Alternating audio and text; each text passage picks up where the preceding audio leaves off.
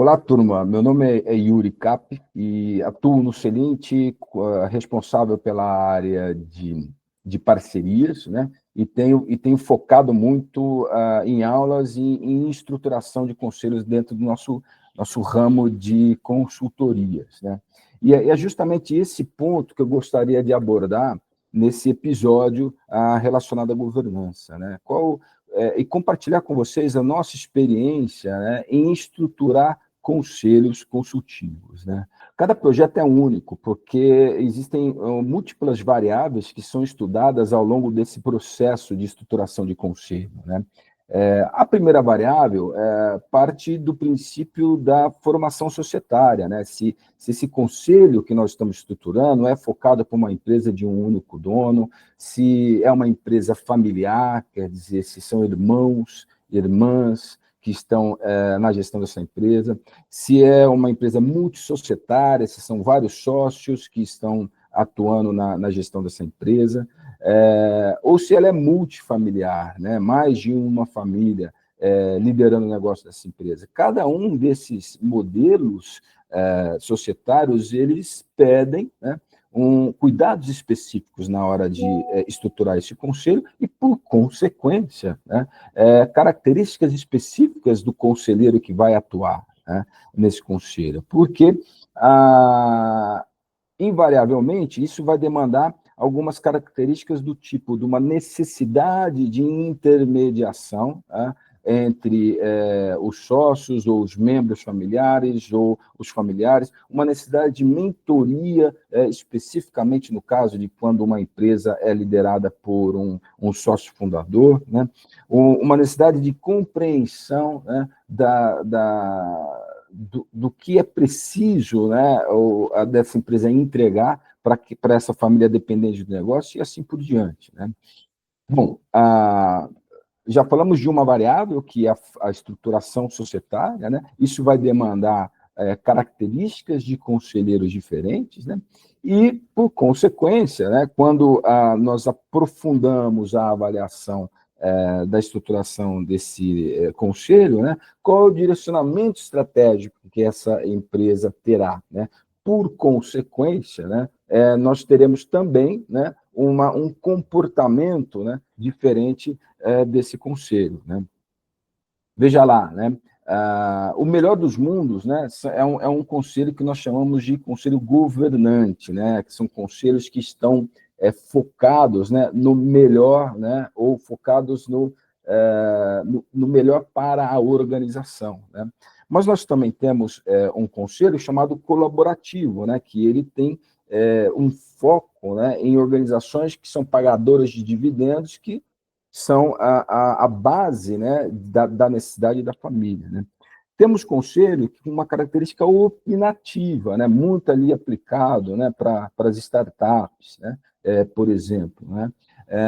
Por outro lado, nós temos um conselho interveniente, né, onde os conselheiros eles navegam muito, né, no ambiente hands-on, hands-off, né?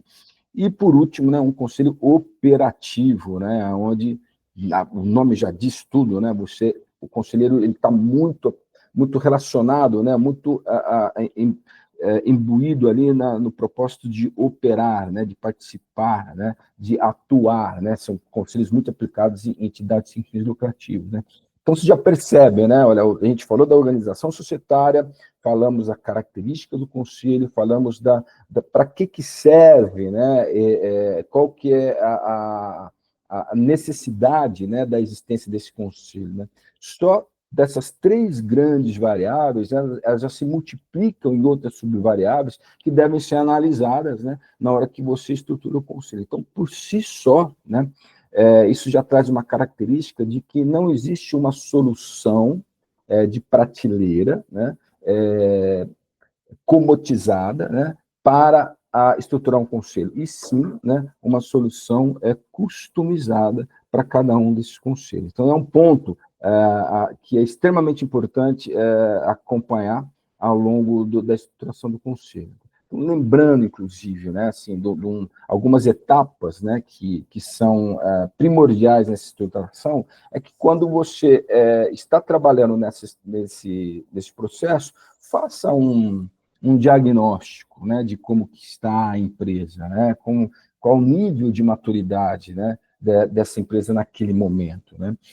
E face o direcionamento estratégico, existente ou não, e a gente sabe que, mesmo de forma não estruturada, né, existe um direcionamento estratégico, né, qual que é o prognóstico, né, para aquela organização? Então, eu sei para onde ela vai, eu conheço o nível de maturidade de governança, então, o que está faltando? O que tem de bom, né? O que está faltando? Quais são os riscos, né? E quais são as oportunidades daquela estrutura toda que você está vendo? Então, quarta variável nesse processo que precisa compreender para, de novo, né, estruturar esse conselho, inclusive determinar a quantidade de membros desse conselho, né? Em termos de quem são os independentes, quem são os não independentes, né?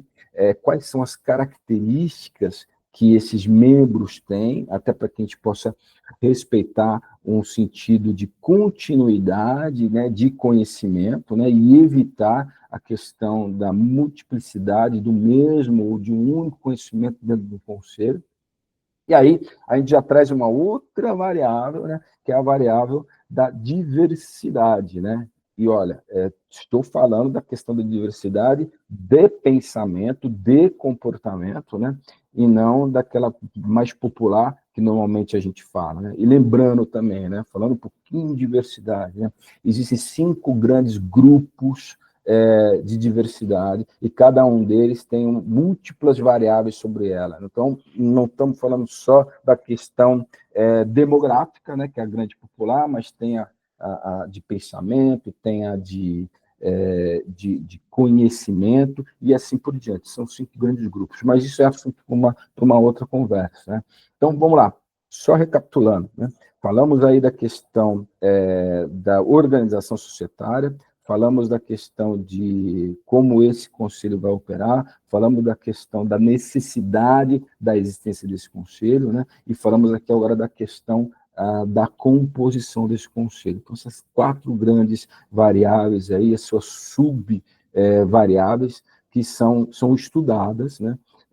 Devem ser estudadas de forma assim, muito, muito criteriosa para que a gente tenha um bom conselho, né? E lembrando, para fechar aqui esse ponto, né, um bom conselho funciona muito bem com um bom presidente de conselho, né, principalmente se esse presidente de conselho tem uma formação, né, em governança, né, um bom secretário, né, de governança para poder fazer aí a ajuda, né, na organização dessa reunião, no tocar essa reunião, e um bom CEO. E lembrando, né, olha, melhor será se a gente separar a figura aqui do presidente do conselho e do CEO, né?